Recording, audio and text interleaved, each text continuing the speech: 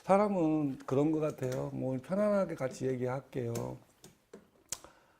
아침에 일어나면 서로 인사하잖아요. 안녕하십니까? 반갑습니다. 저는 그건 당연히 맞다고 봐요. 왜냐면은 우리는 앞일에 대해서는 아무도 예단할 수가 없잖아요.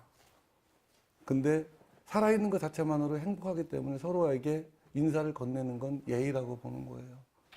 그래서 오늘의 아까 말씀한 나름대로의 주제라고 하면은 정견입니다. 정견. 우리 불교에서 많이 나오죠.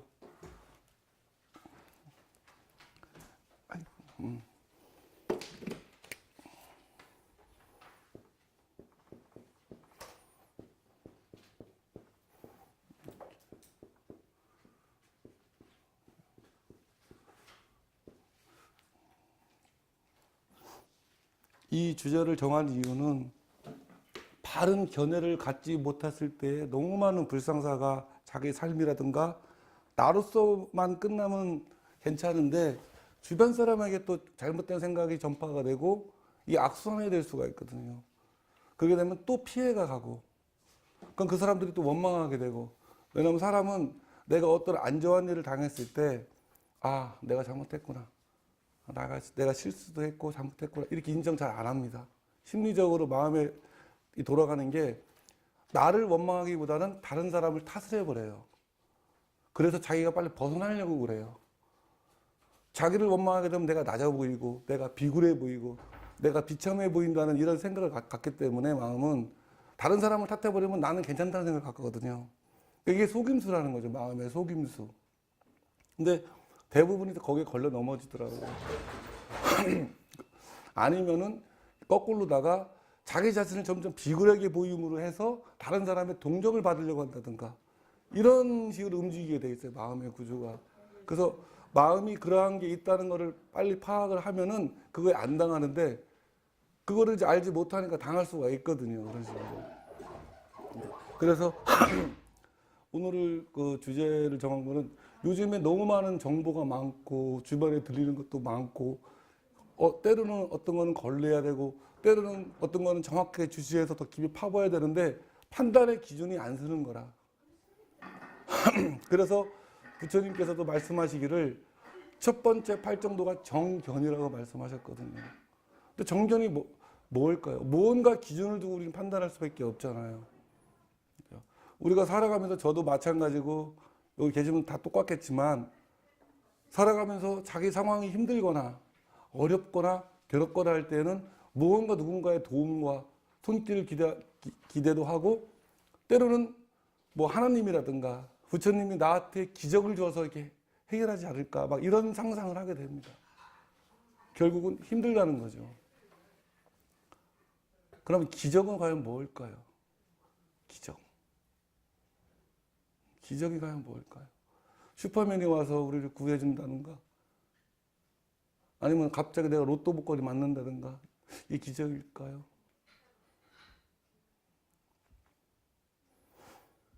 아니면 내일 아침까지는 제 바구니 하나 줄 테니까 여기 돈을 채워주세요. 딱 채워줬어요.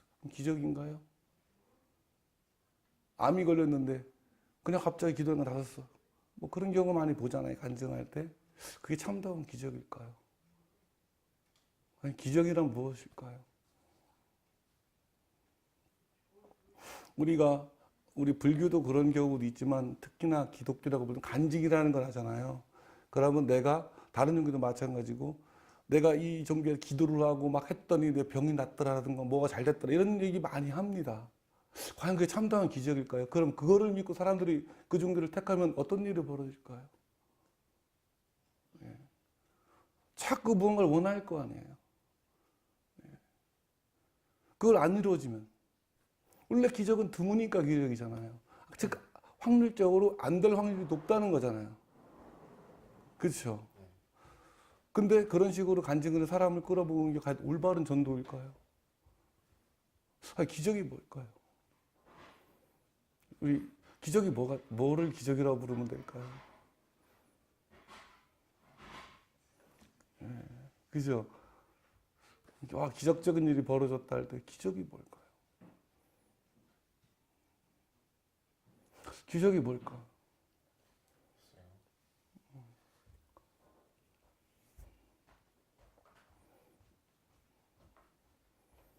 그 신락 같은 희망이 이루어졌을 때.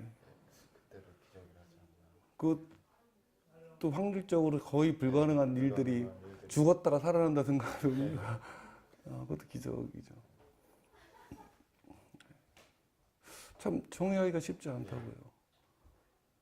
살아있는 게 기적일 수도 있잖아요. 그것은 기적이 뭘까요? 내가 힘들어, 사업적으로 망했어. 근데 갑자기 누군가 돈을 팍 주는 게 기적일까요?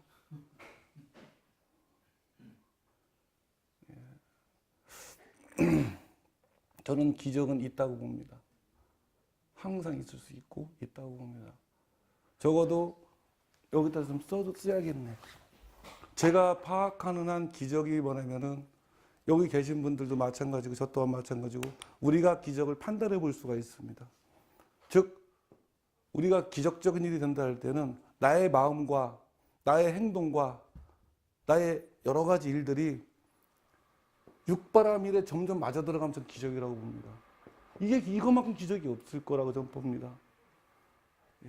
내가 다른 사람들의 관심을 갖고 그 사람을 이해하고 그리고 지혜를 좀 더 갖추어가고 나름대로의 진리에서 오는 계율을 지킬 줄 알며 점점 이렇게 하는 이게 기적이 아닐까요?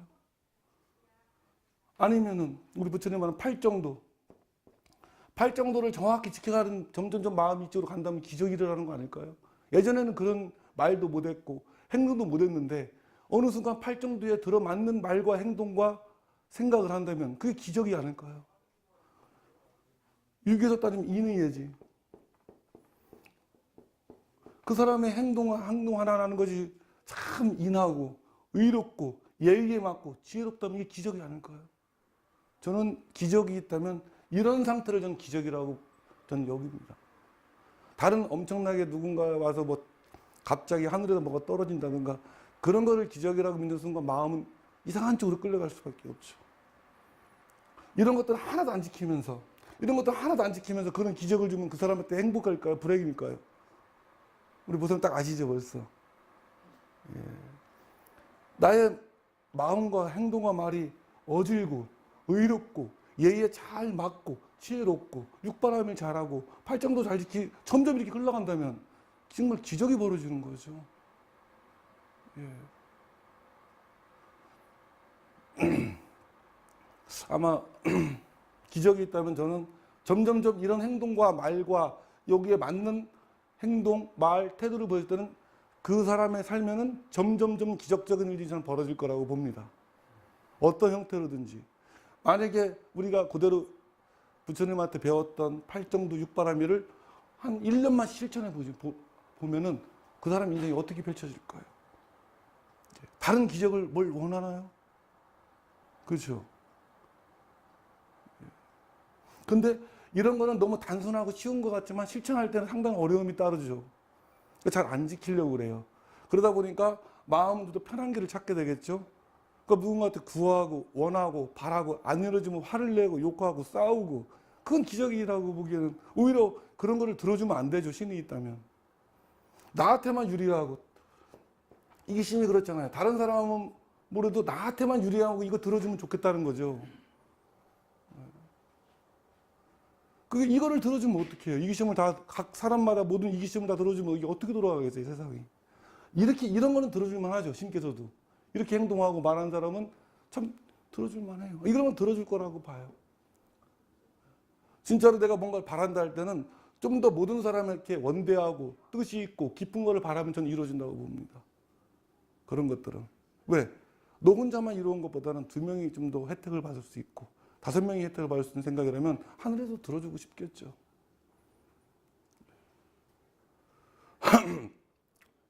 이 관점에서 보면은 우리는 육바람이라는 팔정도를 이런 행위를 해야 되는데 이거를 실천하기 위한 첫 단계가 정견이라는 거죠.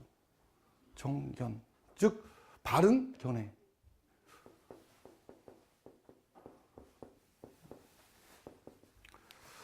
근데 참 이게 애매한 게 무엇이 바른가? 이게 참 애매해요. 그렇죠? 사람들 대부분 바른 거는 나한테 유리하면 바르고 나한테 불리하면 바르지 않다고 여깁니다. 대부분 그럴 거예요. 저도 그렇고요. 다 그렇잖아요. 솔직하게 나한테 뭔가 물질적이건 정치적인 이득이 오는 일은 올바른 일이고 나한테 손해가 오고 뭐 한 일은 안 올바른 일이잖아요. 그게 부처님이 바른 길이라고 했을까요? 그죠?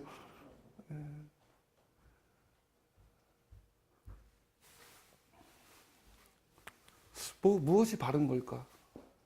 바르다. 일반적으로 예. 하고 사상이 같으면 바르고 그렇죠. 내 생각에 동조해주구나. 그럼 신나죠. 예. 근데 그 사상이 올바른지 틀린지도 검증하기도 쉽지 않아요. 그죠? 예. 그런 게 있습니다. 책을 들읽거나 공부를 안 한 사람들의 특징이 있습니다. 경험이 작은 사람의 특징은 내가 들은 거, 내가 배운 것을 옳다고 주장하는 경향이 굉장히 강합니다. 쉽게 말하면 서울 안 가본 사람이 서울 가본 사람보다 더 잘 알고 더 주장한다니까요. 예. 그 사람의 마음속에는 내가 들은 게 다예요. 그러니까 다른 게 들어오면 안 돼요. 이건 내 거니까. 그렇기 때문에 자기 생각이 옳다고 계속 주장합니다. 계속 주장하죠. 내가 이 주장을 하면 할수록 자기는 속박된다는 것을 모릅니다. 그렇잖아요. 근데 두루두루 경험을 하고 읽고 배운 사람은 주장하지 않습니다. 자기 경험상, 자기가 읽은 것상 그렇지 않을 수도 있다는 가능성을 항상 열어두죠. 내 생각이 틀릴 수도 있고. 예.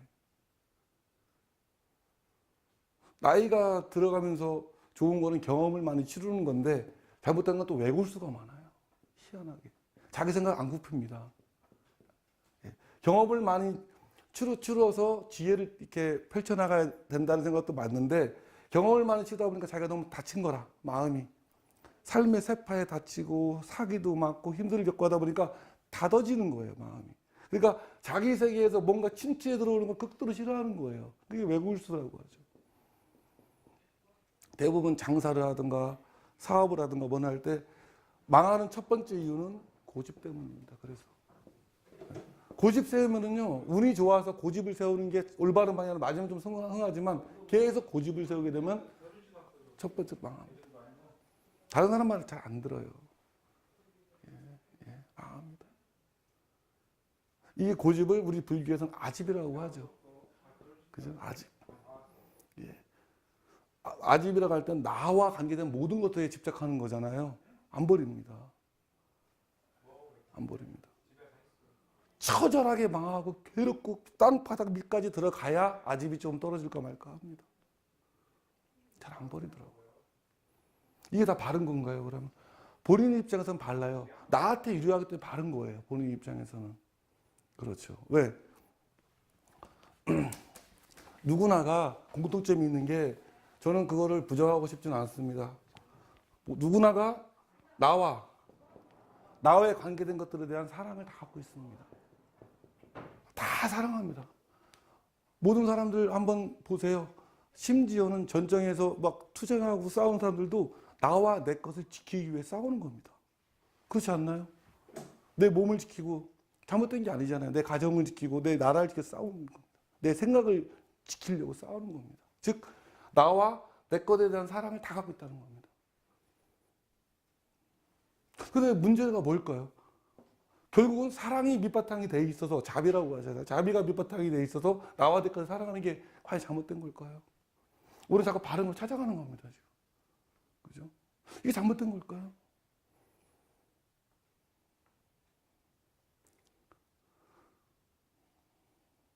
그렇지는 않잖아요. 나와 내 것에 대한 사랑이 집착이에요.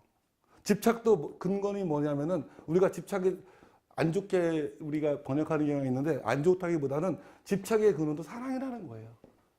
불교로 말하면 자비라는 거예요. 사랑하니까 집착하겠죠. 특히 어린애들 같은 경우 보면은 요만한 장난감 하나 갖고 뺏으면 난리가 날 때 막 울고 막 그러잖아요. 집착해주고 사랑하는 거예요, 그거를. 그죠? 어른들도 그렇잖아요. 내가 특히나 정치나 종교 쪽이 심한데 내가 그 갖고 있는 생각, 아까 우리 선생님이 말한 사상에 대해서 엄청나게 집착을 하는 거예요. 사랑하는 거예요. 그러니까 누가 그걸 건드리면 난리가 나겠죠. 그게 종교적일수록 정치적으로 심할 수밖에 없다는 거죠. 예를 들어서. 아니면 자식일수록. 즉 사랑이라는 관점에서는 괜찮은데 사랑에 대한 관점에서 대상들이 정해질 때가 문제가 되는 거죠. 그렇죠.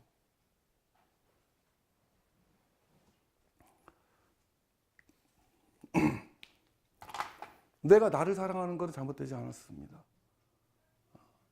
사실은 자기가 그런 분이 있어요. 우리 절에 보면 이렇게 보시를 하잖아요. 그러면 나를 버리고 보시를 하는 경우도 꽤 있습니다. 그리고 형제들이 많은 집의 특징이 뭐냐면 한 분 정도가 우리 보살님도 그런 아마 성향이 좀 있는데 내 거는 다 포기하려도 막 퍼주는 사람들이 있습니다. 형제들이나 누가 주변한테. 그런데 결국 돌아오는 건 나는 가난해져요. 힘들어지고. 알아주겠지. 잘 안 알아줍니다. 그 사람도 자기 게 있거든요. 그러면 안 알아주면은 되게 혼자 속으로는 좀 울적하고 안타깝고 야 이렇게 안 봤는데 이런 말 나오겠죠. 즉 나에 대한 사랑. 그게 이제 나에 대한 사랑. 이게 애구라고 하고 자아라고 부르죠. 나에 대한 자애, 사랑. 이게 나쁜 건가요? 이것도 사랑이에요. 근데 다른 사람을 이롭게 하면서 자기를 불리하게 해서도 안 되고, 그죠? 또 나만 너무 생각해도 안 되는 기준이 뭘까요? 우리 제 바른 찾아가야 되니까. 그죠?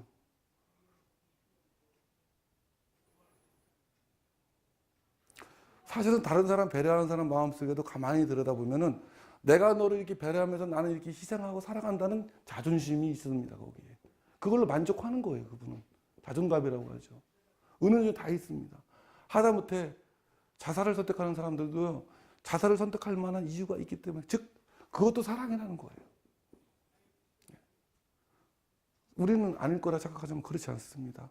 그 사람도 살으려고 자살한다니까요. 결국 사랑이 밑받침이 되어 있는 겁니다. 밑바탕은. 삶에 대한 사랑, 삶의 애착이 갖고 있기 때문에 자살하는 거라니까요. 거꾸로. 아이러니하게도. 그런 경우가 많아요.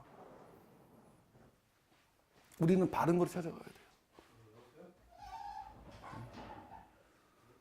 우리 부처님도 자타일시성불도라고 했지.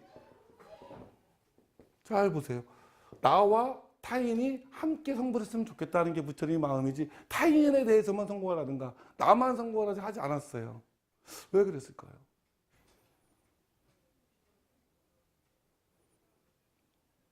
즉, 나 자신에 대해서도 이렇게 하면 되겠네요. 나 자신이라고 여기는 것들에 대해서도 현명하게 사랑하고, 그죠? 현명하게. 타인이나 주변에 대해서도 현명하게 대처해주면 되지 않을까요? 그죠? 이거에 대해서. 우리 그 유기에 보면은 공자님도 말씀하시고 그랬어요. 내가 다른 사람을 사랑할 수 있는가? 그렇지 않다고 그랬습니다. 즉, 나 자신에 비추어 모아 내가 안타깝고 괴롭고 힘든 일을, 저런 일을 겪었을 때 안타깝다면 저 사람도 그렇지 않겠느냐? 이렇게 얘기했습니다. 참 그 아름다운 말이죠. 내가 타인이 되지는 못할지언정 그런 상황이면 안타깝겠구나.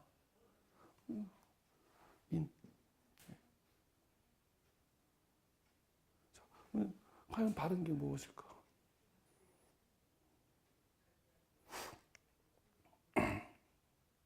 우리가 이제 공통점 하나 발견했죠. 여기서 계속 찾아가는 와중에 이게 뭐죠? 대상들은 있지만 가장 밑바탕에 뭐가 깔려 있다는 거예요? 자비나 사랑이 항상 깔려 있다는 거죠. 그렇죠. 근데 자비나 사랑에 큰 힘이 깔려 있는데 여 위에 뭐가 있다는 거예요? 내 몸, 내 직업, 내 나이, 내 자녀, 내 집, 내 가족, 내 친구, 뭐가 붙어 있는 거예요, 이상하게. 그렇죠? 이것들은 이게 이제 투영되는 거죠. 근데 문제는 얘를 까먹으면서 얘에 가는 거를 집착이라고 부른다는 거예요. 그거를 분류해서는 칠식이라고 부르죠. 말라식이라고 부르죠. 집착하게 하는 힘. 예. 너무 미세하고 섬세하니까 이거 사랑과 자비가 그냥 보이지가 않는 거예요. 우리가 사물을 본다 할 때는 일단 눈은 비춰주고 눈은 비춰주고 마음이 인식을 하죠. 그죠? 마음을 인식을 하는 거를 자각이 그걸 바라보고 있죠. 요 자각 이전에 요 힘을 인지를 못하는 거예요. 이런 대상들의 눈에 비친 대상이 있겠죠. 예. 요거를 까먹고 요거를 까먹고 요거만 이제 집착하게 되겠죠. 즉 단편적으로 본다는 얘기죠. 예. 즉 가장 밑바닥에 있는 요 사랑을 어떻게 보면 이게 어떻게 보면 자각하고도 똑같습니다. 암이죠, 암. 알미고 사랑입니다.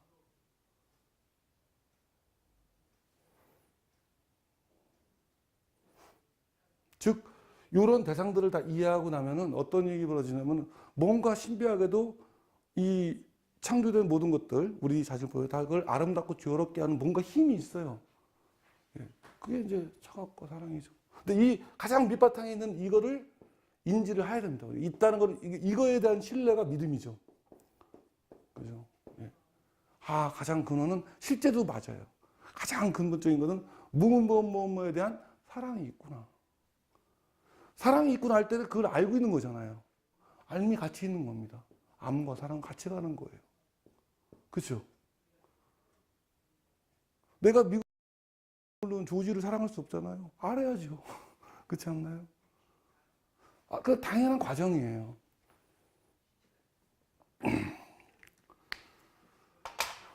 자, 여기서 이제 우리가 바른을 찾고 있습니다.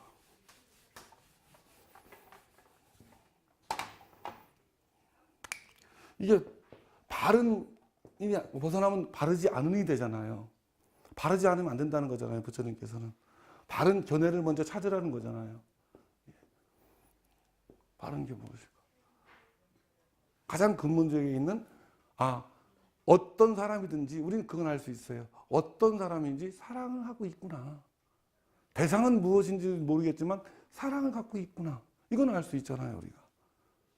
즉 모든 일을 행하거나 행하지 않을 때에는 사랑의 밑받침이 있다. 이 정도는 우리가 파악할 수 있잖아요. 누군가 우리가 트러블이 났을 때도 알력이라고 하죠. 알력. 알력이 벌어질 때에도 이 사람이 주장하는 바와 내가 주장하는 바. 특히나 뭐 거의 민사재판의 90%는 뭐 거의 돈 재판인데요. 예. 돈을 사랑하는 거예요. 지금 많이 그렇잖아요. 돈에 대한 사랑이 나쁜 건가요? 돈 사랑하시잖아요. 그죠? 보살님, 돈 사랑하잖아요. 근데 마치 우리가 불교를 다니면 돈 사랑하면 마치 좀 속세처럼 보이니까 그런 거 해주지 몰라도 사랑하잖아요. 돈 나쁘지 않다고 보는데. 그죠, 보살님? 예. 돈에 대한 사랑이 없이 돈이 올까요? 과연? 그죠? 돈을 사랑하지 않으면 돈에 관심이 없고 돈을 어떻게 파악을 할까요? 예, 돈이 유혹이라고 생각하는데. 유혹. 네. 돈이 있으면 참 여러 가지 할 수 있잖아요. 근데 돈에 너무 빠지면. 예. 즉, 돈 자체는 문제가 없잖아요. 네. 그거를 활용하는 때 쪽에 있어서 잠시 쓰는 거. 예. 뿐이죠. 예. 돈을 사랑해야 됩니다. 돈이 있어야 남들 도와줄 수 있고 나 자신도 잘 할 수 있잖아요. 돈에 대한 사랑을 우리 가져야 됩니다. 돈을 사랑하세요. 그래야지 돈이 또 귀한 줄 알고 또 와요. 예. 근데 그런데 인연이 닿아야 돈이 없는 거지. 뭐 그럴 수도 있지만 하여튼 돈을 그리워하세요. 즉 돈에 대해서 개인적으로 약간 우리 보살님 말씀으로 잘못 쓴 경우도 있으면 돈이 돌아오지는 않겠죠. 그죠? 예. 근데 돈에 대해서 여자들이 남자가 아무리 잘생기고 뭐래도 돈이 한 푼도 없는 거지여 봐요. 별로 안 좋아합니다. 또 남자가 못생겼다고 해도 작고 어디 불결하게 해도 돈이 많으면 이상하게 붙어요. 그럼 그 남자를 좋아하는 건가요? 돈을 좋아하는 건가요? 돈을 사랑하는 거죠. 그렇죠. 애착이 가는 거죠. 돈에 대해서. 예. 저는 그거 인정합니다. 여자분들은 당연히 그렇게 해야 되는 거예요. 즉, 돈이 뭔가 매력이 있다는 거예요. 그죠? 매력이 있는 거예요. 돈이 없으면 그 사람 좋아하겠어요? 다 돈 때문에 만나는 거죠. 예. 즉, 사랑은 있는데 그 대상이 돈이었던 거죠. 그렇게 말하면 그죠? 또 많이 유용하잖아요, 사실. 내가 돈이 있어야 뭐 형제도 도와주거나 뭐 주변도 도와줄 수 있지. 돈이 없으면 형제도 잘 안 와요. 그런 경우 많잖아요. 근데 돈은 잠시뿐이죠. 우리가 맞아요. 우리가 현재 생활을 할 때에는 예, 반드시 필요하죠. 즉 사랑을 이제 치환하는 겁니다. 사랑. 사랑은 뭐냐면은요, 곧 필요일 수 있다는 거예요. 필요성이 많은 걸수록 우리는 사랑합니다. 가만히 보세요. 배불러 죽겠는데 고기 주면 좀 그렇잖아요. 진짜 며칠 굶고 배고플 때 물 한 사람을 줘도 사랑하잖아요. 그 순간에는 필요했거든요. 그죠? 돈이 현재 살아갈 때 가장 필요하기 때문에 사랑한다고 생각되지 않나요? 네. 그죠? 자식도 필요할 때, 자식도 말 잘 듣고 필요할 때가 있어요. 부모님한테 용돈 잘 드리고 말 잘 듣고 그러면 참 이뻐요, 걔가. 근데 안 그래 자식은 좀 덜 이쁘다니까요. 같이 놔도. 말도 안 듣고 사고만 치고 맨날 수습만 다녀봐요. 자식이라도 덜 이뻐요. 근데 저는 그렇게 생각 안 해요. 네. 그러니까 그럴 수 있다는 거예요. 네. 그럴 수 있어요. 네. 즉 관점을 조금 바꿔보면은 이렇게 바라보면 돼. 처음부터 여기까지 가기 좀 힘들잖아요, 우리가 이해하기가. 그러면 필요한 것이 어떤 상황이건 무엇이건 필요한 것이 좋고 옳고 필요하지 않은 것은 그렇지 않다고 한번 여겨보는 거예요. 그러면 어떤 얘기냐면 그 상황에 꼭 필요한 말과 내 스스로 판단해보는 거예요. 이 상황에서 과연 필요한 말이 무엇일까? 또 엉뚱한 말 하는 사람도 많잖아요. 분위기 파악 못하고 그 분위기 깨고 형제들 모여서도 이상한 얘기하는 사람이 있어요. 괜히 지나간 얘기하고 안 좋았던 얘기 막 끄집어내고 그런 말 하지 말고 꼭 필요하고 위로되는 말을 하고 필요한 행동을 하면 어떻게 될까요? 그러니까 나한테 필요한 말 말고요. 난 돈이 필요하니까 야, 나 돈 좀 빌려줘. 이건 나한테는 필요해요. 상대방은 필요가 없거든요. 그렇죠? 세상 싸움 할 때 형제간에도 그런 거잖아요. 나한테는 돈이 필요해. 얘도 필요한데 나만 필요한 말 하지 말고 그 상황에 따라서 필요한 말과 필요한 행동이라고 하면 치환해보자는 거예요. 바른 거를. 이 말과 상황에 따라서 행동이 이 상황과 맞아 떨어지면은 문제는 해결됩니다. 그렇지 않을까요? 해결됩니다. 근데 걱정하지 말아요. 만약에 문제가 상황에 따라서 해결 안 됐다. 그럼 다시 또 필요한 말과 필요한 행동하면 돼요. 그럼 또 해결되죠. 왜? 필요한 것만큼 사람은 사랑하니까요. 그 순간에 필요했다가 해도 애기들이 그 장난감이 그 순간에 너무 필요한 거예요. 근데 더 좋은 장난감 좀 얘가 필요 없으면 버린다니까요. yer로 가고. 저 필요하니까. 어릴 때는 자식은 부모가 필요하잖아요. 그러니까 부모도 자식을 사랑하잖아요. 자녀 입장, 애기 입장에서는 부모가 너무너무 필요하죠. 먹고 살고 해야 되니까. 근데 커고 나면은 부모가 별로 필요가 없어지거든요. 그러면 이제 부모가 귀찮아지는 거라, 속으로는. 근데 부모가 돈도 많고 재산도 좀 있어. 그럼 또 달라져요, 자식도. 그걸 또 탓하면 안 된다는 거예요. 필요하니까. 필요하잖아요. 근데 부모가 나이 먹었는데 병만 계속 생기고 맨날 아프고 병원에만 입원하고 돈도 하나도 그러면 필요하지 않아요, 자식 입장에서. 그걸 또 어떻게 탓을 할 수 없다는 거예요, 함부로. 예. 즉, 내가 필요한 사람이 돼버리면 사랑한다니까요. 즉, 현재 우리가 살아가는 데 있어서 사랑은 절대적이지 않다는 거예요, 제 말은. 우리가 착각을 한다는 거예요. 우리가 성경이나 불경을 많이 읽다 보면은 사랑과 자비를 보면 절대적인 사랑을 자꾸 현재에 적용하려고 그래요. 그러니까 안 맞아 돌아가죠. 예. 그렇지 않나요? 예. 현재 돌아가는 상황에서는 사랑도 상대적입니다. 상대적. 상대적으로 그 상황에 필요하고 상대적으로 그 상황에 필요한 행동을 하는 것. 적절하게 하는 것. 그게 육바람이나 인의이지 아닌가요?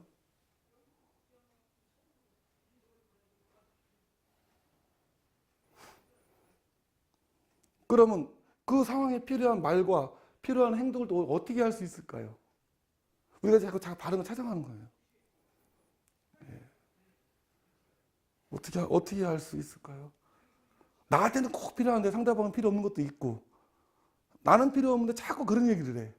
사기꾼들 그러잖아요. 자꾸 필요한 것처럼 막 주입을 시키잖아요. 필요 없는 자꾸 주입을 시켜. 결국 제가 예전에 한번 말했잖아요. 사기를 당하는 거는 내가 내 마음한테 당하는 거라. 자, 요 필요에 대해서 또 이제 파악을 해보는 거예요. 과연 필요한 말과 행동이 어떻게 될 것인가. 우리가 무언가 처음 듣는, 예를 들어서 귤이라는 말을 들었어요. 처음 태어난 아기가. 귤이 뭘까 하면 귤 딱 한 다음에 뭔지 몰라요. 이미지가 안 떠오르죠. 그러면 인터넷 키거나 뭐 해서 귤을 봐요. 아, 이런 모양이구나. 맛은 어떻구나. 이런 걸 자꾸 찾아보겠죠. 예. 그런 다음에 아, 귤은 이럴 거야. 이렇게 결론을 내릴 거 아니에요. 예를 들어서. 즉 어떤 필요한 말과 행동을 하기 위해서는 이거는 누가 결정해 주는가 우리 굉장히 중요합니다. 이거를 결정해 주는 것은 상황입니다. 환경이라고 부르죠. 상황과 환경이 어떤가를 파악하는 능력이 아주 그게 통찰력이라고 생각합니다. 통찰력. 예. 우리가 주제 파악 못한다. 그게 뭐냐면 상황 파악을 제대로 못하고 있다는 거죠. 그죠? 자기 자신의 개인적인 생각이나 사상에 매몰되어 가지고 이런 큰 상황을 보는 시야를 그냥 잃어버린 거예요. 어느 순간에. 즉 가려진다고 그러죠. 눈을, 시야를.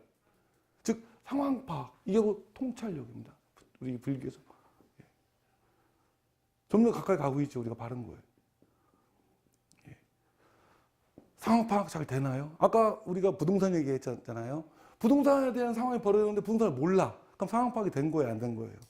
안 된 거예요. 내가 장사를 하는데 장사가 이루어질 패턴을 몰라. 장사에 대한 상황 파악이 된 거예요? 안 된 거예요? 안 된 거죠.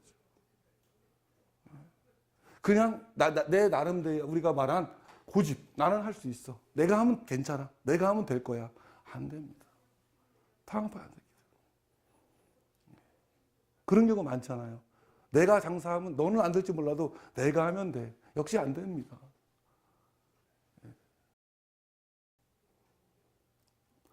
필요한 말과 필요한 행동, 필요한 일은 누가 결정해 준다? 상황이 결정해 준다. 그 상황이 어떤가? 그 시간과 공간의 그 지점에서 어떤 상황이 펼쳐지고 있는가를 그냥 마음을 개입하지 말고 마음속에 있는 생각을 개입하지 말고 그냥 보는 거예요. 그냥 보는 거. 이게 견이잖아요. 부처님께서 말씀하실 때 견을 설명하실 때 뭐라고 했어요? 그냥 보라고 했잖아요. 그냥 보라고 했지 네 생각을 넣어라, 네 감정을 넣어라 이런 말 안 하셨어요. 보라는 거예요. 뭐를 보라는 거죠? 우리 상황 전체적으로 조망해서 봐라.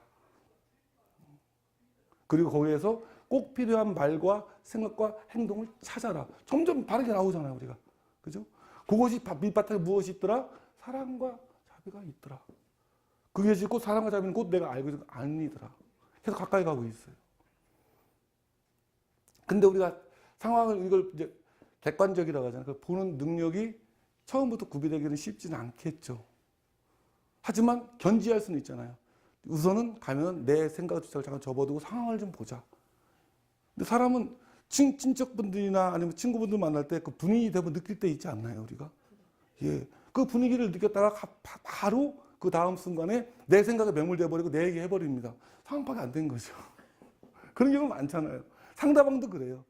너 여기 얘기해서 너 한번 얘기했으니까 이제 기다려 내 얘기 할게. 이게 들어갑니다. 대부분 그래요. 그래서 일부러 들어주는 척 하다가 내 얘기 하는 거죠. 상황 파악이 안 된 거죠. 아까 돈을 사랑하자 할 때 돈에 대해서 연구를 해보면 사랑하면 연구하면 더 돈이 벌리겠죠. 그만큼. 즉 상황이 또 바뀔 수도 있죠. 항상 변하잖아요. 바깥에 우리 부처님이 무상이라고 했잖아요. 즉 이게 뭐냐면은 괴롭고 힘들다는 게 아니라 항상 하는 상은 현상계에는 없다는 뜻이에요. 그냥 그렇게만 이해하면 이게 변이죠. 견. 아, 살아가는 삶은 그냥 항상함이 없구나. 이렇게만 이해하면 돼요. 무상하대, 괴롭네. 이게 아니라는 거예요. 그냥 항상함이 없다. 제대로 본 거죠. 또 상황이 변하는 거에 맞춰서 그게 필요하고 적절한 행동과 말을 근본적인 사랑에 비추어서 행동하면 돼요. 또 설령 상황 대처가 잘못됐다고 하더라도 바로 그 다음 상황에 올바로 대처하면 돼요. 그죠? 어렵지 않다는 거죠.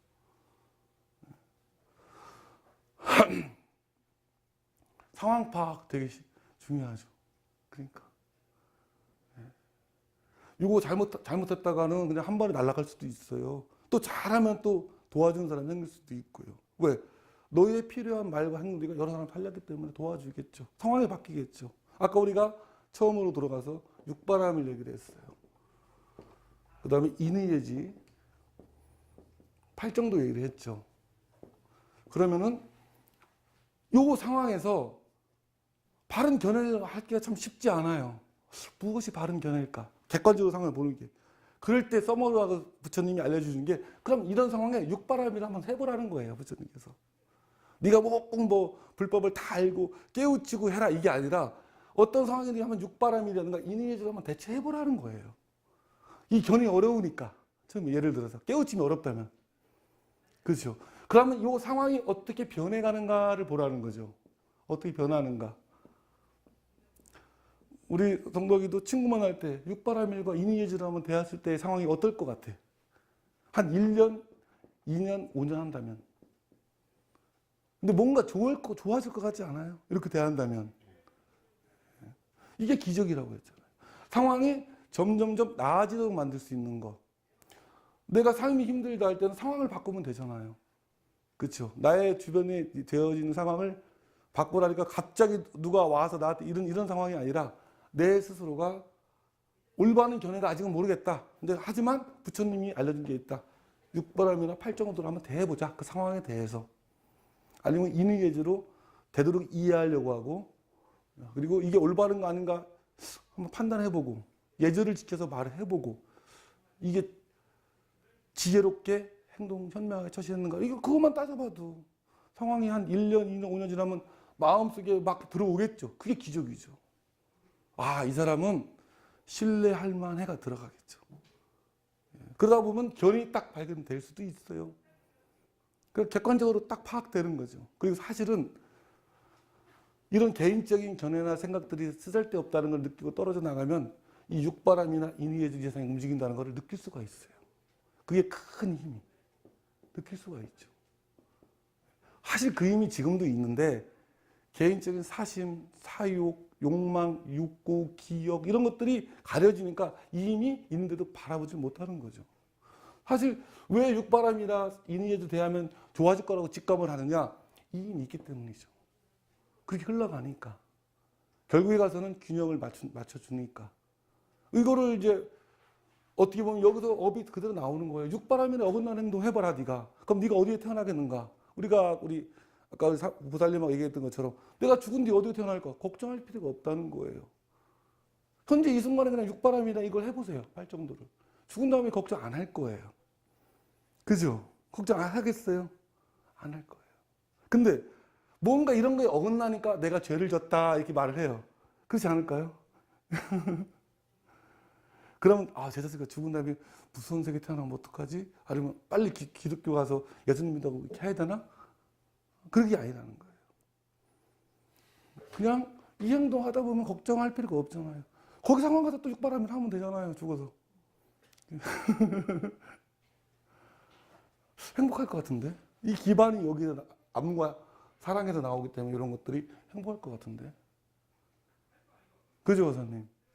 사업도 이렇게 하면 될 것 같은데? 이게 돈을 벌어줘요. 희한하게 이런 것들이. 부를 줘요. 이건 무한정에 나오는 에너지고 이것들은 단편적인 에너지니까 돈을 주겠죠. 부를 주겠죠. 그렇죠. 네.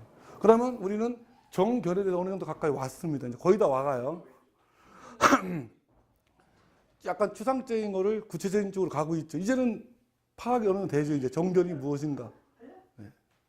되도록이면 이 상태를 견제한 상태에서 말, 행동, 태도를 보여주면 정결이 그냥 나도 모르게 쓸 거예요. 즉 본래 있는 거기 때문에 견이라는 건 뭐냐면 깨달음의 자리라는 거잖아요. 이건 본래 있는 거기 때문에 얘는 항상 대기하고 있어요. 근데 얘를 가렸던 거죠. 이런 힘이 나오는데, 그렇죠? 거기서 이걸 가리는 거죠. 무엇이 가려? 생각, 내 거에 대한 사랑의 대상들, 개념, 생각, 뭐 이런 고민, 걱정. 예. 근데 희한하게도 그렇게 결심을 해요, 우리가. 이제 난 앞으로 우리 부처님 가르친 것처럼 육바람에 근거하든가 팔정도에 근거하든가 인의예지에 근거 행동을 말을 하리라. 5분 뒤. 많이도 안 가요. 갑자기 뭔가 불안해. 불안한 행동과 말이 나와. 초조해. 초조한 행동과 말이 나옵니다. 그럼 그건 여기에 근거한 건가요? 꼭 간단하게 하면 돼요.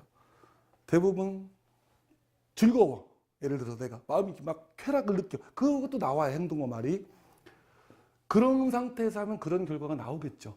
원인이 부처님이 그러잖아요. 우리 그 인어법에 따르면 원인에 따른 결과가 나온다고 했잖아요. 뭐 공지문데 판단할 수는 없잖아요. 그러면 초조, 긴장, 불안, 환희 이런 거에 근거한 행동과 말 해보고 요거에 근거한 행동과 말 한번 해보고 비교해 보세요. 결과가 어떻게 달라지는 사람들이 보는 시야가 어떻게 달라질까? 그렇죠? 근데 대부분 5분 뒤 갑자기 초조하고 불안하고 갑자기 즐겁고 이런 막 감정의 기복에 따라서 행동합니다. 들어도. 그럼 우리는 간단합니다. 아, 이런 것들은 부처님 말대로 무상이구나. 왔다가 가는구나. 그거만 인정해주면 다시 또 일로 돌아와서 하는 거예요. 그거만 참으면 되는데. 그럼 상황 파악이, 상황이라는 것은 한순간에 그냥 통찰력이라는 건 한 번에 알아버린다는 얘기잖아요. 그러면 여기 나옵니다. 대상에 대해서 눈이 보고 눈에 대해서 마음 인식하고 마음에 인식하는 것을 자각이 알고 있고 이 암의 근원은 여기가 나온다는 얘기죠. 요 상태예요. 그렇죠? 즉 여기서 나오는 힘은 육바람이나 팔정도나 인의예지로 움직인다는 건 사실은. 그러니까 우리는 이거 따라가면 돼요. 타고 가면 돼요. 우리가 예를 들어 버스를 타고 서울을 가는데 청주 고속버스 터미널에서 서울을 가는데 서울을 갈 때 내가 짐이 많으니까 짐을 내려두면 돼요. 그렇죠? 즉 우리가 갖고 있는 아까 말한 초조, 걱정, 불안, 근심을 내려놓으면 돼요. 어디에다가? 버스에다가. 근데 안 내려놓는다니까요. 즉 육바람을 그냥 타고 가면 돼요. 이렇게 이런 거 다 무시해버리고 육바람이나 인의예지 하면 돼요. 내려놓으면 돼요. 근데 안 내려놔요. 자꾸 이런 거에 계속 그냥 매고 있는 거예요. 좋지도 않잖아요. 초조한 게 좋지 안 좋잖아요. 불안한 거 안 좋잖아요. 근데 계속 그런 거에 근거해서 행동과 말을 많이 해요. 안 버려요. 이미 타고 있는데. 그런 경우 많잖아요. 그죠? 우리 여기 첫 장에는 이미 지나간 일은 다 지나갔고 일어났다. 그걸 인정하는 순간 지금은 괜찮아지거든요. 그 상태에서 행동하면 잘 될 거라는 얘기지 그 상태를 인정하지 않고 이런 거 행동하면 잘 되기가 쉽지 않죠. 그렇죠? 자, 정견. 이제 어느 정도 드러나죠. 이제 정견. 이게 마지막으로 여기까지 하고서 요 견에 대해서만 조금 더 설명을 할게요.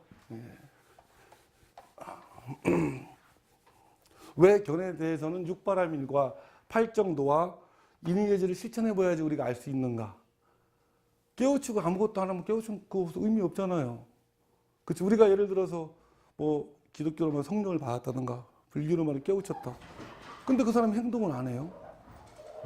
배려도 없고 예의도 안 갖추고 뭐 이런 행동 이상한 걸 해요. 이상하잖아요.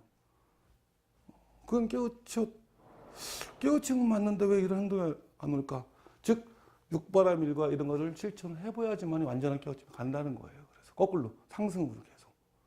즉 그래서 이 견의 자리가 우리가 나 자신에 대한 걸 싹 그냥 다 놔버리면은 나 자신에 대한 생각, 개념, 뭐 주변에 뭐 부인, 자식 뭐 다 놓고 난 다음에 얘기하는 거예요. 마음의 입장에서 마음은 인지할 수 있으니까요. 이 견을 바라보는 거예요. 이제 우리 정을 찾아가니까 견을 바라보는데 무언가 땅 때려서 시작이 생겨요. 아침에 눈을 뜨면 갑자기 세상이 펑 펼쳐져요. 꿈을 꿀 때도 그냥 일순간에 확 펼쳐지지 않나요? 꿈을 꿀 때? 꿈을 꿀 때 뭐 집이 먼저 그려지고 뭐 이렇게 일어나지는 않아요. 그렇죠? 그리고 왜 그런 게 나타나는지도 몰라요.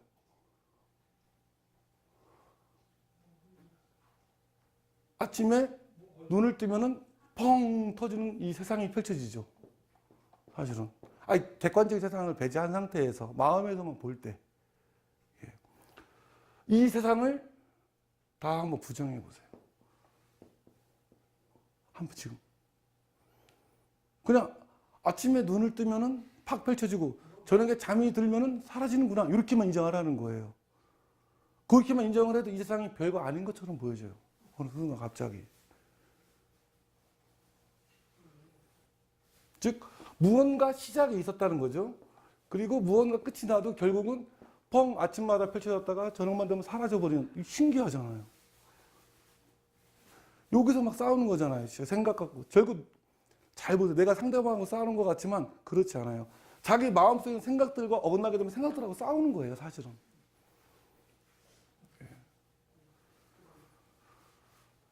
하나의 처음에 이런 시작이 있기 전에 그 이전에 뭐가 있었냐? 그 이전은 모른다는 거예요. 모르잖아요. 눈을 떠야 알죠. 눈 감고 깊은 잠만 모르잖아요. 모름이 있었다는 거예요. 모름. 그렇죠? 모름이라는 단어도 모르겠죠, 사실은. 예. 근데 모르면서 알미 텅 터져 나왔어요. 다 알고 인식하고 생활하고 막 이렇게 터져 나왔어요. 즉 하나의 세상의 시작은 알 수 없는 모름에서 시작했다. 이걸 인정하셔야 됩니다. 이게 믿음입니다. 즉 눈에 보여지는 것만이 다가 아니구나. 그거를 인지할 때 이 세상을 올바르지 않은 것들을 볼 수 있다는 거예요. 제 말은. 이 견을 제가 이제 좀 더 가는 거죠. 견을. 그리고 이것도 끝났을 때에도 결국 내가 알지 못하는 세계로 그냥 가는구나. 그죠?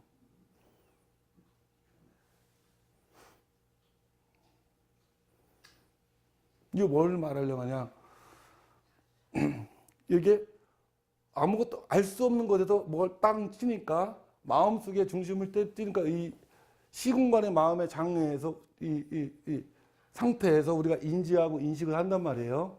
인지하고 인식을 하는 상태가 펼쳐지기 전에 뭔가 내가 존재한다, 내가 알고 있다는 알미 펼쳐지죠. 이게 이제 영이라고 부르죠, 우리가. 요 내부적인 걸 혼이라고 부르죠.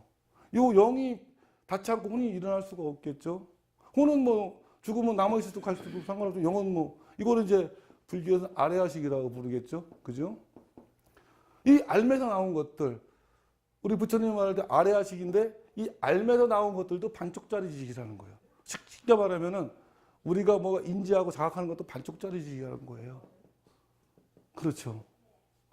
그렇기 때문에 이 모든 것을 한 번에 한번 부정하는 것을 제가 볼 때는 도전이라고 합니다. 우리가 수행을 하잖아요. 스님들이랑 우리 다. 이 모든 것을 자신감 있게 부정 한번, 우리 부처님도 다 부정했잖아요. 반야진경 보면. 자신감 있게 부정하는 것이 혁신입니다. 진정한 인간의 자유를 위해서는 부정하라는 거예요, 부처님이. 한번 자기 스스로 해서. 그래야지 자유가 온다는 거예요. 이것들은 뭐냐? 시간과 공간 내에서 너를 구속하는 것들이다. 아집들이다. 네가 정말 자유로우기 위해서는 이런 것들 모든 것들 한번 부정해봐라. 그래야지 우리가 말하는 반야바라밀이라는 견이 생긴다는 거죠. 모양도 이름도 없지만 우리 나오잖아요. 우리 반야진경에. 반야바라밀의 모든 부처는 이거에서 깨우쳤다고 하잖아요. 즉 아무것도 모르는 상태에서 알는 상태 올 때의 힘, 반야바라밀. 왜? 마음은 시간과 공간 내에서만 움직이기 때문에 알 수가 없죠. 그걸 인정해야죠. 자, 정견. 요거는 이제 우리가 견을 더 우리가 예전에 반야진경 공부할 때처럼 들어갔던 거고요. 정견에서 우리가 이제 할 수 있는 것은 우리는 모든 것들을 사랑한다는 거예요. 나와 나의 것들에 대한 사랑. 누구든지. 인간만 그렇지도 않아요. 닭이나 개도 뭐 밥그릇 줬다가 뺏어보면 또 막 왈왈 짖잖아요. 소도 밥 안 주면 다 사랑하는 거예요. 자기 자신이 내 거니까. 저 음식은 내 건데 뺏어간다고 여기는 거예요. 그렇죠? 즉 나와 내 것에 대한 사랑을 아직 나쁜 게 아니다. 그럴 수 있다는 거예요. 그죠? 모든 사람들은 나와 내 것에 대한 사랑이 있다. 근원적으로 나와 내 것이 올바른지 틀린지는 모르지만 사랑은 있다. 내 사랑은 왜 사랑하는가? 필요하니까 사랑한다. 그 상황에 내한테 너무 필요하니까 사랑하는 거고 상대방도 그렇다. 인정하자는 거예요. 근데 그 상황에 꼭 필요한 말과 행동 누가 결정하느냐? 상황이 결정하더라. 상황을 제대로 한번 보는 것을 통찰이라고 부릅니다. 그렇죠? 통찰을 보고 이 상황에서 필요한 말과 행동하기 하는 가장 적절한 방법은 우리 부처님이 가진 육바람이나 팔종도 등이다. 아니면 인의 예지. 이걸로 한번 해보면은 견이 열린다. 그리고 마지막에 견에서 설명을 한 겁니다.